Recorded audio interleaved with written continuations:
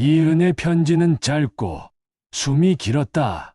박용자는 그걸 책상 위에서 여러 번 확인했다. 얇은 모눈 종이를 앞에 두고 펜을 들었다 놓았다 하면서 어쩌면 20살의 둘 그날 다였을지도. 살구나무 아래에서 첫 문장은 저절로 나왔다. 이어지는 말이 막힐 때면 창밖을 내다보며 숨을 길게 들이켰다. 아파트 놀이터의 그네가 삐걱거리며 흔들렸고 아이 둘이 웃다가 금세 울음을 터뜨리고 어머니가 달려가 안아주었다. 여름 냄새였다. 덥지 않게, 그러나 미루기 좋게. 앨범을 펼치면 흑백 사진이 쓴 웃음을 만들었다. 확실히 그는 머리숱이 더 많았고 확실히 눈빛이 더 성급했다. 사진 속 오른쪽 끝 반 칸쯤 비켜 서 있던 소녀. 늘 책을 들고 다니던, 더웠던 날에도 카디건을 발에 걸쳤던 그의 이름을 소리내어 불러보려다가 그는 펜 끝으로 종이를 톡 쳤다. 이름은 입술에서 쉽게 나오지 않았다. 대신 글자가 먼저 나왔다. 그때는 못 물었습니다. 하루를 아끼는 법을 몰라서요. 그는 짧게 웃었다. 전기기술자로 평생을 보낸 사람답게 문장도 효율적으로 쓰고 싶었다. 그러나 마음은 자꾸 미련의 전선을 감았다. 고이기 쉬운 선일수록 천천히 조심스레 풀어야 한다는 걸 그는 누구보다 잘 알았다. 편지를 봉한 날, 그는 복지관 안내 데스크에 봉투를 맡겼다. 편지 낭독회, 당신의 한 문장을 들려주세요라는 작은 포스터가 정수기 옆에 붙어 있었다. 글씨가 컸다. 색이 선명했다. 안내 직원은 봉투 뒤를 뒤집어 보더니 환하게 웃었다. 선생님, 다음 주 수요일 2시에 오세요. 뜨거운 보리차 준비되어 있어요. 집으로 돌아오는 길, 그는 보리차의 맛을 상상해 보았다. 뜨겁고 까끌까끌하고 그래서 오래 마시는 맛. 이순자는 매주 수요일 동네 서점에서 자원봉사를 했다. 손끝이 얇고 움직임이 잦은 사람은 책을 다루기에 좋다. 떨어진 책을 제자리에 꽂고 새로 들어온 책을 껍질 벗기고 아이 손에 만화책 대신 그림책을 쥐어주었다가 엄마와 눈이 마주치면 둘이 동시에 미안하다고 웃었다. 하루 중 가장 고요한 시간은 11시였다. 아이들이 학교에 가고 어른들은 아직 일터에 있을 때, 그 고요 속에서 그녀는 종종 책 표지를 쓰다듬었다. 책들은 언제나 같은 표정을 하고 있었다. 시간이 있어요. 그녀가 묻기만 하면 책들은 있지요라고 대답할 것 같았다. 그래서 그녀는 그날 복지관에서 나눠준 전단을 책갈피 대신 끼워두었다. 편지 낭독회, 당신의 한 문장을 들려주세요. 그녀는 편지를 쓰는 사람은 아니었다. 오래도록 집에 화분과 장바구니를 챙기다 보니 자신의 문장 같은 건 필요가 없었다. 그러다 문득 오래된 졸업 앨범의 냄새가 떠올랐다. 두툼한 종이, 촌스러운 머리 모양, 연필로 작은 별표가 찍힌 모서리. 누군가가 그녀에게 별표를 붙여주었다면 그걸 보았을까? 아니면 모른 척 넘겼을까? 그녀는 작은 메모지에 이렇게 썼다. 고맙고 미안했습니다. 오래 돌아왔지만 이제는 하루가 더 아깝네요. 너무 짧은가 싶어 한 줄을 더 보탰다. 살구꽃이 피면 꼭 보고 싶었다고 지금은 이렇게라도 말합니다. 메모지를 봉투에 넣으며 그녀는 웃었다. 살구꽃을 좋아한 것은 그였는지 자신이었는지 가물거렸다. 어쩌면 둘 다였을지도. 복지관 강의실은 여름의 냄새가 났다. 대야에 담긴 얼음물 종이컵, 선풍기의 멍한 윙윙거림. 의자마다 누군가의 허리와 등을 고려한 구겨짐이 있었다. 진행자는 깔끔한 셔츠를 입고 웃음을 잃지 않으려 애쓰는 얼굴로 사람들을 맞았다. 노트북 옆에 놓인 봉투 몇 개를 펼쳐 순서를 정리했다. 이 동네에서 시작한 작은 낭독회는 이제 동네 밖 사람들도 오게 만들었다. 여기선 큰 글씨로 읽어줍니다라는 문구 덕분이었다. 그는 종종 그 문구를 마음속에서 바꾸어 읽었다. 여기선 마음을 천천히 읽어줍니다. 첫 편지는 짧고 따뜻했다. 손녀에게 미안했다가, 고마웠다가, 다시 미안했다가, 둘째 편지의 봉투에는 박용자라는 이름이 또박또박 쓰여 있었다. 진행자는 봉투를 들었다가 잠깐 멈칫했다. 봉투 뒷면에 작은 동그라미 스티커. 누군가 조심스럽게 붙인 듯한 살구색 스티커였다. 20살에 제가 못한 말을 70에 제가 적습니다. 그가 읽는 동안 용자는 의자의 앞끝에 살짝 걸쳐 앉아 있었다. 손끝에 땀이 났다. 낭독자의 목소리는 차분했고 어쩐지 그보다도 더 젊었다. 문장들은 스스로 그 길을 찾아가듯 강의실 안을 건넜다. 그날 살구나무 아래에서 왜 말을 아꼈는지 생각해 봅니다. 늦었지만 안부가 듣고 싶습니다. 낭독이 끝나자 잠깐의 정적이 있었다. 누군가 기침을 한 번 했다. 누군가 종이컵을 쥐는 소리가 났다. 그때 진행자가 또 하나의 봉투를 들었다. 이순자라는 이름이 보였다. 누군가 늘 먼저 챙겨주던 그 마음이 고맙고 미안했습니다. 오래 돌아왔지만 지금은 하루가 더 아깝네요. 낭독은 거기서 멈추었다. 진행자는 시선을 들어 강의실을 훑었다. 누구도 먼저 말하지 않았다. 그러다 누군가가 아주 조심스러운 박수를 쳤다. 손바닥이 맞물리는 소리가 작고 둥글게 퍼졌다. 진행자의 눈빛이 봉투에서 사람들로 다시 봉투로 돌아왔다. 두 분, 혹시 오늘 이 자리에 앉아있던 용자는 무심코 등을 펴고 시선을 들었다. 너무 빨리 들었다. 서로의 눈이 거의 동시에 부딪혔다. 그녀가 있었다. 이순자. 앉아서 두 손을 무릎 위에 포개어 놓은 사람. 사진 속의 소녀는 아니었지만 그는 소녀의 숨소리를 그 자리에 본 듯했다. 그녀도 웃었다. 어쩌면 그 웃음이 먼저였을지도 몰랐다. 진행자는 두 사람에게 고개를 끄덕였다. 혹시 전화로 안부만이라도 이어드려도 될까요? 오늘은 여기까지 천천히. 말끝이 천천히에서 눌렸다. 그 말은 이 자리에 꼭 필요한 브레이크였다. 용자는 고개를 끄덕였고 이순자도 따라서 고개를 끄덕였다.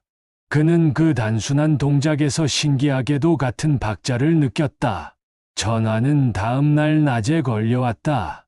진행자가 먼저 연결을 확인하고 세 사람의 목소리가 같은 선 위에서 만났다. 용자는 전화를 귀에서 살짝 띄워들었다. 오래된 사람일수록 목소리를 가까이 붙들고 있을 필요가 없다. 멀리 있어도 말은 닿는다. 그런 믿음이 자연히 생겼다. 요즘은 어떻게 지내세요? 용자가 먼저 물었다. 책이랑 같이 지내요. 아이들이 물어보는 질문이 재미있어요. 어른들은 묻지 않거든요. 이순자가 대답했다. 그녀의 목소리는 약간의 쉼표를 가진 문장이었다. 저는 아침마다 탁구장 가요. 공이 맞고 튀는 소리가 이상하게 마음을 편하게 하더군요. 두 사람은 깊은 이야기로 곧장 들어가지 않았다. 날씨, 장을 보는 시간, 약봉지에 찍힌 작은 글씨의 해석, 엘리베이터에서 마주치는 개 이름. 그 작은 것들이 서로를 스치는 동안 용자는 때때로 숨을 고르는 소리를 들었다. 숨은 멈추기도 하고 빙 돌아 나오기도 한다. 살구나무는 용자가 말끝을 흐렸다. 없어졌어요. 이순자가 말했다. 아파트 들어서면서 베었대요.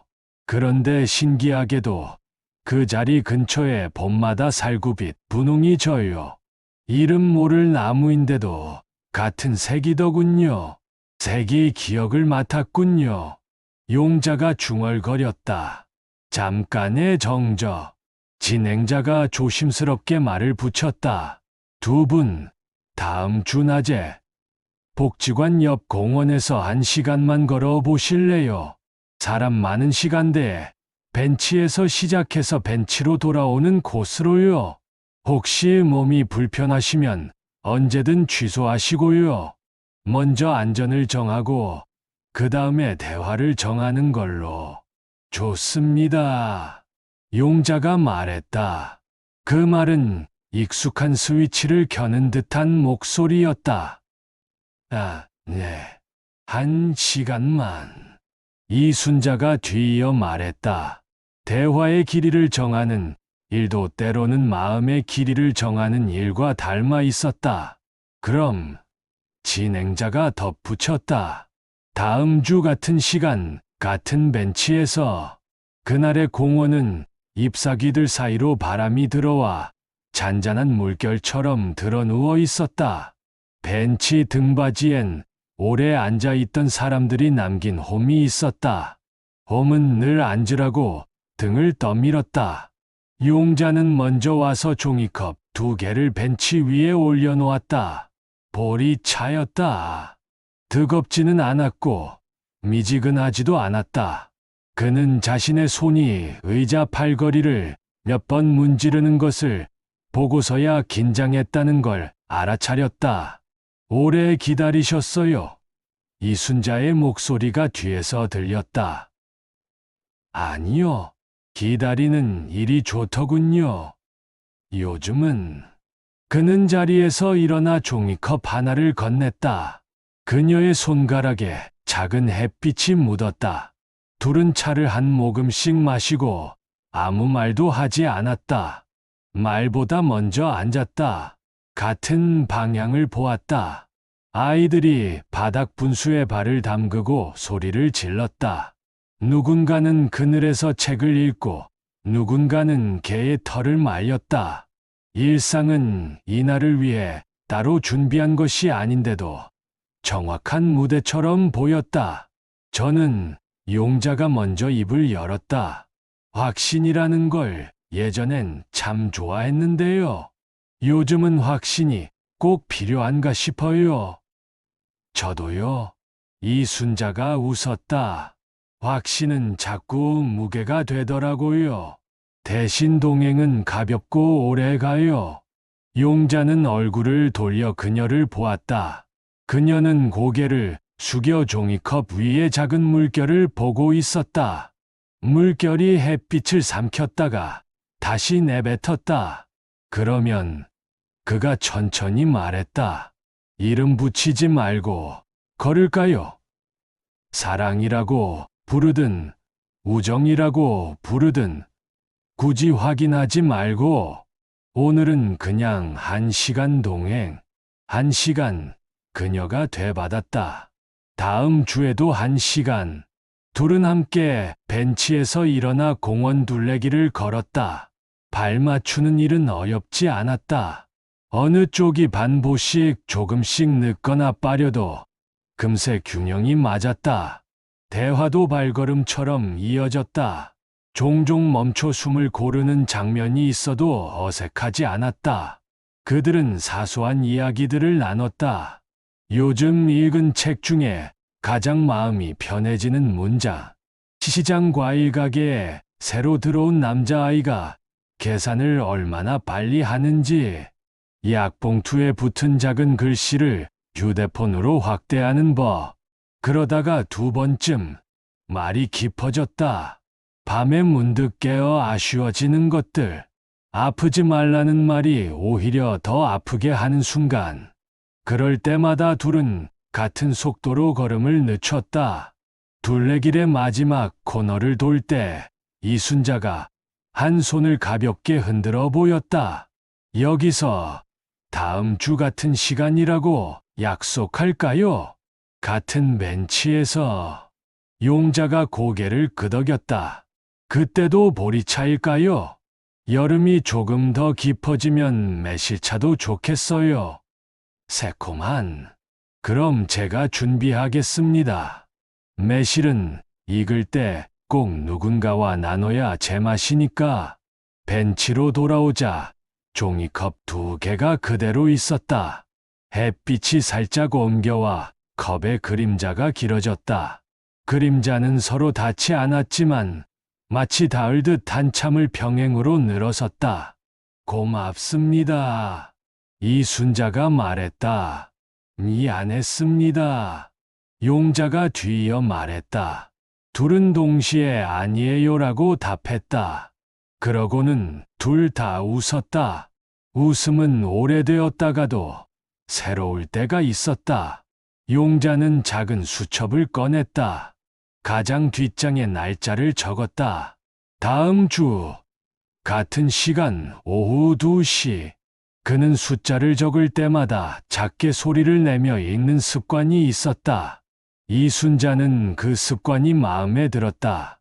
숫자는 사실 마음을 안심시키는 주문이고, 주문은 때로 삶을 지탱하는 손잡이라는 걸 그녀도 알고 있었다.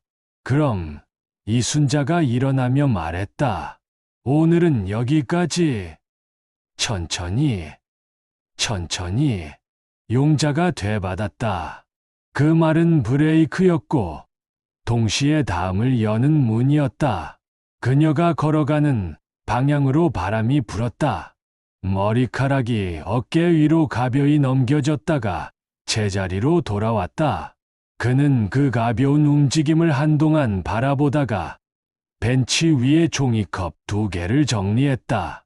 잔에 남은 줄무늬 같은 물자국이 반짝였다. 집에 가는 길, 그는 아마 편지를 한 장 더 쓸 것이다. 누군가에게 보내지 않을 편지. 그러나 다음 주에 자신에게 건네는 편지. 다음 주 같은 시간, 같은 벤치에서 확신 대신 동행. 그는 컵을 버리고 손을 가볍게 털었다. 손끝에 남은 보리차 냄새가 오래갔다. 그는 그 냄새를 마음에 넣고 집으로 걸었다.